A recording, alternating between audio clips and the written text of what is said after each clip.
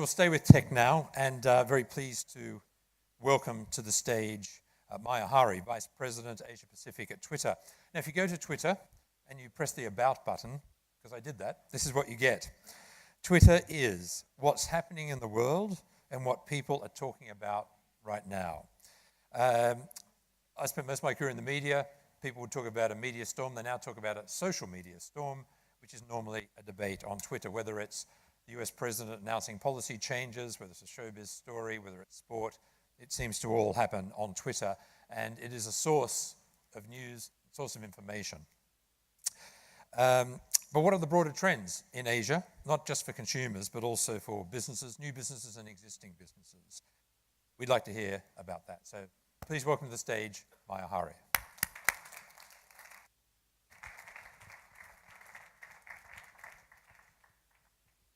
Thank you. You made my job easier by talking about our mission and what's happening on Twitter. Thank you for having me here at the event. I'd love to talk a little bit about sort of the rise of digital society in Asia and the trends that are associated with it. There's no better time to be in Asia than now, it feels like. That's the emotion I carry when I compare my sentiment with my peers who run other regions. For Twitter, it feels like the canvas is very rich for innovation, for a lot of activity happening here. You know, we're as a region, we're expected to grow 5.5% this year, accounting for nearly 2/3 of the global growth, according to IMF, which is exciting. And the region remains the world's most dynamic by a considerable margin. What is also exciting is Asia really leading the digital revolution, right? Both as a consumer market as well as technology being built out of here. Last year, we had nearly 1.9 billion internet users in Asia, and that continues to grow at about 8% year on year. And you know, a large part of that region, 70% of users are expected to be really mobile. And this becomes a very, on mobile, and becomes a very big differentiator in a lot of what drives Asia versus the rest of the world.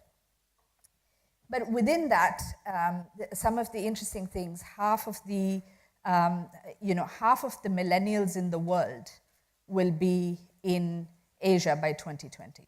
Half of the internet users, half of the social media users. And so clearly, if you need a cheat sheet on some demographic number around digital you need to plug in, half is in Asia, would be roughly safe to say, right?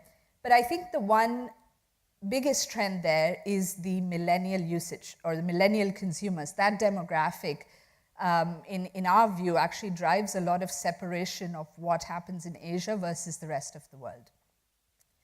So the millennials in Asia are tech savvy, they're tech obsessed, they love science. And it's interesting, their consumption of everything digital and their lifestyle patterns actually are a driving force in catapulting a bunch of digital industries, right? We see this in commerce, just being able to discover and buy on mobile. The propensity to do that weekly by this millennial audience starts to show what happens in the commerce world.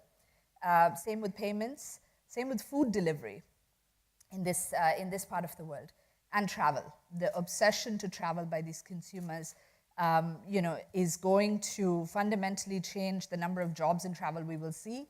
1 in 10 jobs in travel, 1 in 10 jobs in the region will be in the travel industry. To a large part because of this segment.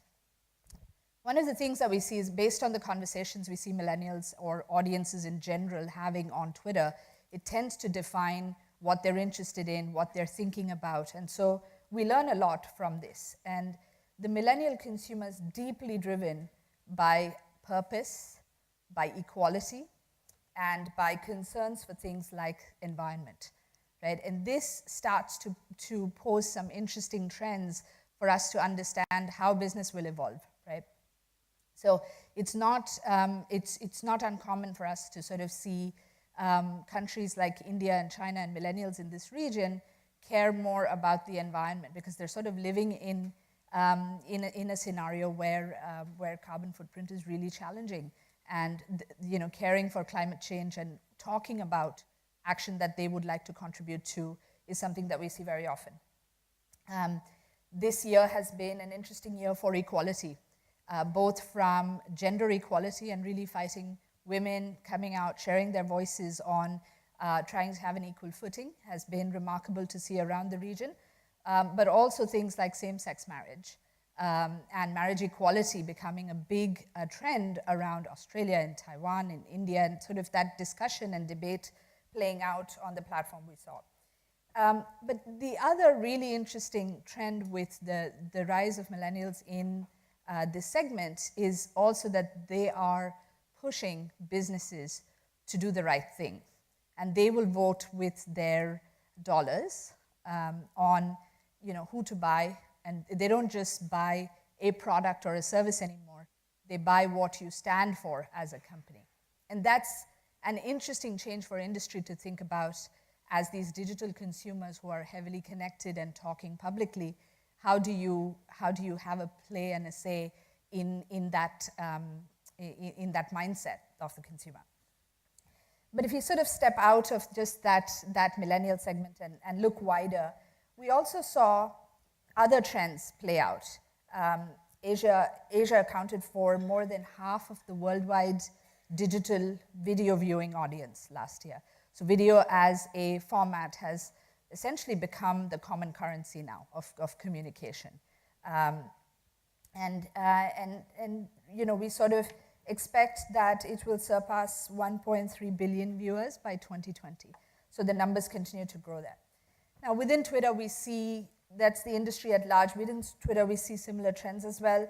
Asia sort of continues to lead growth for the company globally and is rising in importance. And video consumption on Twitter as well mirrors that trend. Now, if you think beyond the native digital economy, you also have a large consideration of digital transformation of the traditional businesses. And we actually see that this will add about 1.6 trillion US dollars to Asia's GDP. And so that's a big consideration as well. We heard from the panel earlier talking a little bit about the banks and how they have to transform. But if you sort of take that wider lens, there's several industries there. A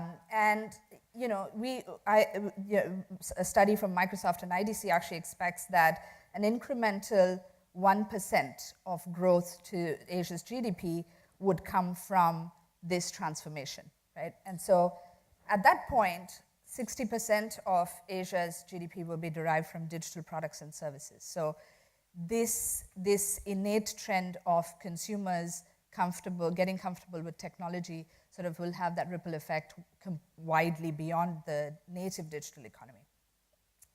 Now, this is all great. It's a strong outlook for Asia, and we love that, and it's a rich canvas. But there are some headwinds that our industry thinks about a lot, including some domestic market corrections. While China's had a fantastic growth, and it's been incredible to see, will we see some corrections there as we go? A shift towards the more protectionist policies. It's something that the digital economy thinks about a lot, and particularly, and I think Kiran sort of referred to this a little bit, fragmentation of the internet and the data ideologies of the world. The incredibly fast spread of the internet has traditionally happened because there's been one internet and you could scale things globally and across regions in a very fast way if you had the right product or service. And that is sort of getting heavily challenged now if the data ideologies play out differently. So that's something that we will as an industry sort of keep an eye on. The other interesting prospect for 2019 is election season is upon us in Asia. So we will have 5 countries in the region, Australia, India, Indonesia, Philippines, and Thailand, all heading into elections. We will expect to see, greater digital diplomacy from governments, from constituents, from political parties.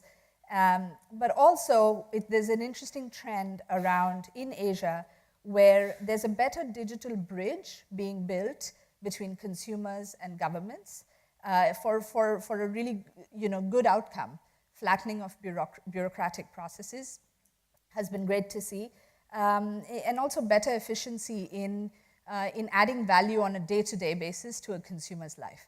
So we do expect to continue to see that. We've seen some of that play out for very positive results in both India and Indonesia, and as well as mature markets like Singapore and Australia. So we expect that that will continue, and especially the elections tend to be, catalysts for more change in that space.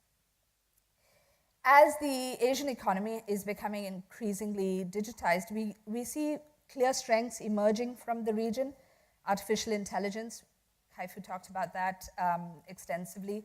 Mobile-first offerings, payments, which we heard a lot about, and commerce, particularly speed, agility, and engineering talent being strengths of the region. We continue to sort of see that play out to other areas, especially as we start to explore more deep tech beyond AI in this part of the world. And it's great to see sort of our homegrown entrepreneurial talents really emerge on the global stage in that sense. Now, this year, if you follow one sort of internet report globally, it tends to be Mary Meeker's report. I don't know if many of you see this. In our industry, we live by Mary Meeker's report. And for the first time, 9 out of 20 of the most valuable technology companies actually were Asian, all Chinese, but it has transformed significantly from a year or two ago. So we're nearly half and half in terms of the most valuable companies being American versus Asian. And it's interesting, we continue to see those trends grow. If you track the number of unicorns that come out of Asia, that and valuations are always subjective, so it's not an absolute metric, but you start to see the hotbed of Southeast Asia, India, and China really drive incredibly valuable homegrown companies coming out of here. We saw 3 industries in the last few years really come to a head: e-commerce, payments, and sharing economy. One of the things as we look forward is an interesting area that hasn't been solved yet is local language and localization. Because of the fragmentation of Asia, when Western companies have traditionally built all of the large services, they have not necessarily had to think first about the complexity of language. But now it's different, and especially if you are not just a Chinese company building for China, but an Asian company building for Asia, because you have some natural cultural strengths here, the language problem is not one that's easy to solve, and the ecosystem doesn't exist yet. So this is one area that we anticipate a lot of innovation to come around. You might see, if you take the DD app and use the DD app when you're in China, when you're traveling in China, you sort of can chat to your driver in your own language, and it automatically translates back and forth to Chinese. Now, imagine a world where that happens across services and across the internet, right? That could be a vision that may help solve some of the challenges that we have in the fragmentation of Asia. So that feels definitely like an area that we will see near-term innovation come out of, and definitely an opportunity that feels like it's unsolved. But above all of this, I think the opportunity is also Asia's a growing population, and how do we continue to connect more and more people to the internet? And the mobile-first opportunity is incredible. We see this with the mobile phone industry enjoying an incredible amount of growth coming out of Asia, and that's sort of helping drive connecting more populations into Asia. The final sort of area to think about is smart cities, smart nations, smart technologies also require smart conversation, as especially to connect and converse with digital natives. At Twitter, we think deeply about this because our purpose is to serve the public conversation. One of our fundamental beliefs is that if by enabling public and real-time conversation, we think the world can solve problems and needs very quickly because there's no information asymmetry. And that very much applies to how we think about, how the industry thinks about smart cities as well. Part of what we do is allow companies to talk to their customers and to the rest of the world, but potentially using technology to talk, between government and constituents or between cities and constituents. There have been great stories. There's a little town called Hun in Spain, which is one of my favorite stories, that has essentially every constituent, every citizen living in that town, completely digitally connected to every service. And so they might report that, hey, there's a garbage can on the street. They will tweet that out. And literally within hours, the administration that's tracking everything digitally picks that up and moves the garbage can, posts a picture back, and says, hey, it's done. Have a nice day, right? It's a utopian world. Hun is a small town, less than 10,000 people, if I remember right. But it would be amazing to have certain levels of smartness as we continue to see cities become smarter and smarter. And we definitely see technologies continuing to enable that. As we go through this in Asia, it means sort of solving for multi-religions, multi-races, multilingual and multicultural communities, thinking about their sentiment, thinking about the cultural nuances adds incredible complexity to how to do this right. And this is something that I think the digital world and the digital industry has to learn quickly on how to do this, because you have to balance speed, which is native to the digital world, with doing it right. And that's a interesting trend on how the industry overall is learning to adapt. From our perspective, I think the goal to ensure that all sides of the conversation is always visible to youth, from the youth to the business leaders, to policymakers, to personalities, is always a wonderful thing, because you're able to represent open and public discussion and debate around ideas that matter. So I'll wrap up with this, and I'll invite you all as co-captains of the industry to sort of look forward to collaborating and continuing this dialogue on what it will take to have one digital Asia as such. Thank you.